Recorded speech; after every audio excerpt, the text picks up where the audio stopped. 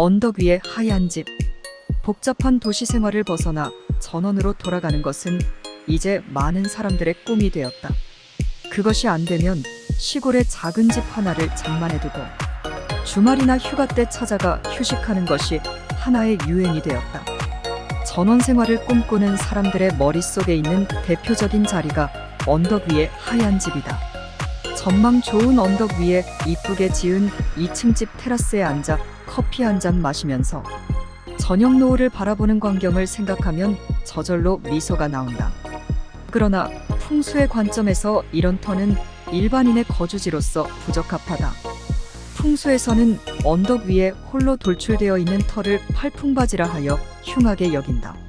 이러한 터는 물길이 바로 들이치는 바위 절벽 위의 터와 특성이 비슷하다. 앞이 환히 트여 조망이 좋은 반면 사방팔방으로 바람이 강하게 불어온다. 그래서 일반인이 거주하는 집터로 어울리지 않으며 잠시 머무르며 휴양하는 펜션이나 호텔 부지로 제격이다. 언덕 위는 집터가 아닌 휴양시설이나 연구소, 종교부지에 적합하다. 또한 이러한 자리는 흔히 말하는 기가 센 터이다. 그래서 종교용지로 적합하며 창의성 발휘가 필요한 연구소 부지로 어울린다. 그러나 이러한 터에서의 수양이나 연구활동 또한 몸과 마음이 건강할 때 가능하다. 노인과 환자 등 몸과 마음이 약해진 상태에서는 이러한 터가 오히려 해로운 영향을 미치게 된다.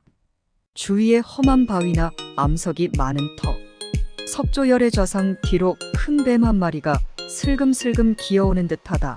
경주보리사, 성철 스님이 수행하셨던 곳으로 유명한 암자 대구 파계사 성전암. 일반인들은 이런 곳에서 버텨낼 수 없다.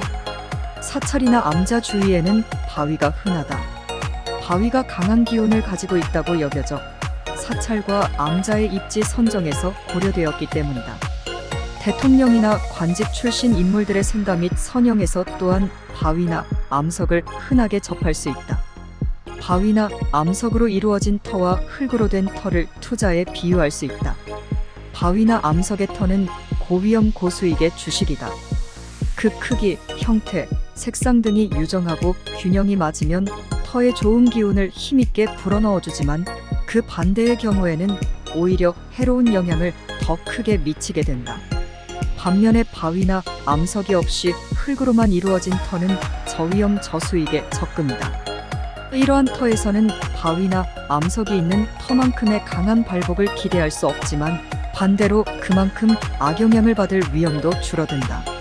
그래서 축일보다 피흉이 더 현실적인 일반인에게는 오히려 바위나 암석이 없는 무해무득의 터가 어울린다. 날카로운 바위가 사찰의 뒤를 찌르고 있다. 좌.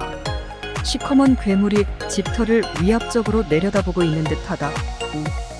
바위나 암석의 기본적인 기륭은 형상과 크기, 색상, 땅 위로 노출된 정도 등으로 판단한다. 먼저 그 형상이 부드럽고 원만해야 한다. 풍수에서는 어떠한 경우에도 날이 선 예각의 물체를 긍정적으로 평가하는 경우가 없다.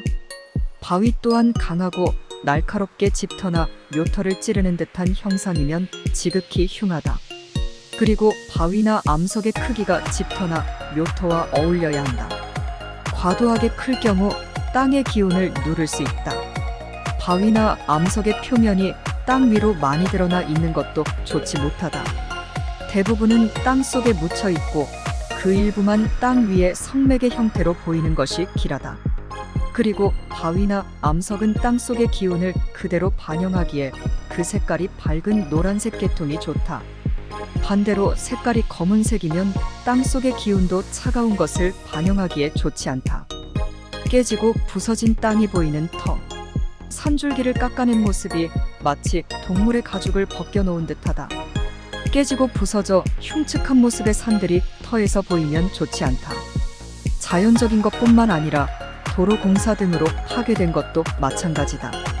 광산이나 채석 공장이 들어서면서 산줄기를 훼손한 이후 인근 마을에 원인 모를 변고가 있었다는 이야기는 어렵지 않게 들을 수 있다. 피해는 산줄기가 직접 훼손된 마을만 받는 것이 아니다. 산줄기가 훼손된 모습이 보이는 곳 또한 해로운 영향을 받는다. 산줄기가 날카롭게 찌르는 터. 풍수의 목적은 땅의 생기를 받는 것이다. 그래서 산줄기에 기대어 집을 짓고 또 산줄기 위에 묘터를 잡는 것이다. 그러나 아무리 땅의 생기를 전달하는 산줄기라 해도 뾰족하고 날카로운 산줄기의 끝이 터를 향해 직격하는 것은 불길하다.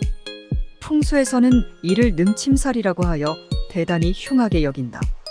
불가피하게 이런 곳에 주택이나 공장을 지을 때는 본체나 사무실 등 주요 건물만이라도 날카로운 산줄기를 피해야 한다. 날카로운 산줄기가 털을 찌르고 있다. 좌, 주택 본체를 날카로운 산줄기를 피해 배치한 모습. 절벽이나 낭떠러지 주위의 터. 절벽이나 낭떠러지 근처의 터는 항상 위험에 노출되어 있다. 절벽을 타고 부는 바람은 회오리 바람이 되어 절벽 아래나 위에는 생기가 모일 수가 없다.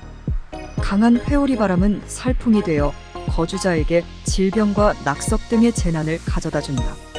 도로 아래에 위치한 터 또한 좋지 못하다. 이런 터에 자리한 주택은 근본적으로 교통사고 위험에 항시 노출된다. 도로에서 발생하는 각종 먼지와 소음도 거주자의 건강에 해롭다. 절벽이나 도로 아래에 있는 주택의 거주자는 항상 불안하다. 경사가 급한 터. 풍수의 핵심인 혈은 오직 평평하고 반듯한 땅에서만 형성되며 어떠한 경우에도 급한 경사지에서 형성되는 법은 없다.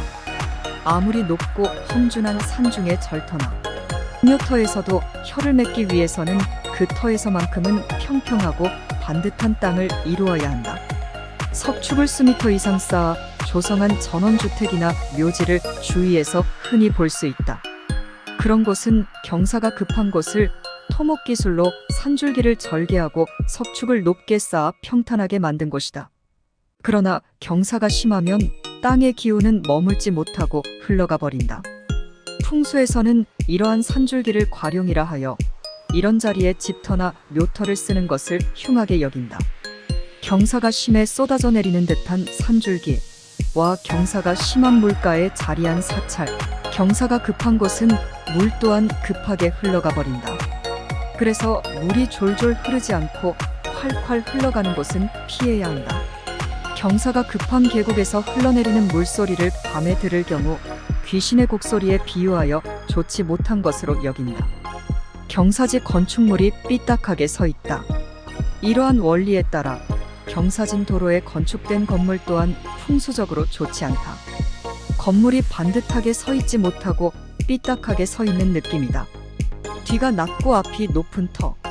우리나라 사람이라면 풍수를 모르는 사람이라도 어떠한 것이 좋은 터인가? 질문받으면 배산 임수의 터라고 말한다. 배산 임수의 터는 뒤로 산을 기대고 앞으로는 들판을 바라보는 터로서 뒤가 높고 앞이 낮은 터이다.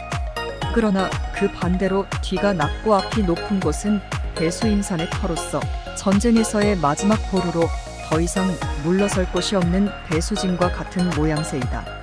뒤가 낮고 앞이 높은 터에 거주하는 사람은 항상 불안감을 가진다. 특히 경사지에 도로가 난 후 도로 아래쪽을 복토한 땅은 언제 뒤로 넘어질지 몰라 불안하다. 따라서 거주자는 시간이 지날수록 결국 가산이 망하고 패절한다. 국도 주변에 있는 모텔이나 주유소가 이런 형태로 지어진 곳이 제법 있다. 앞이 높고 뒤가 낮은 배수진의 터는 항상 불안하다.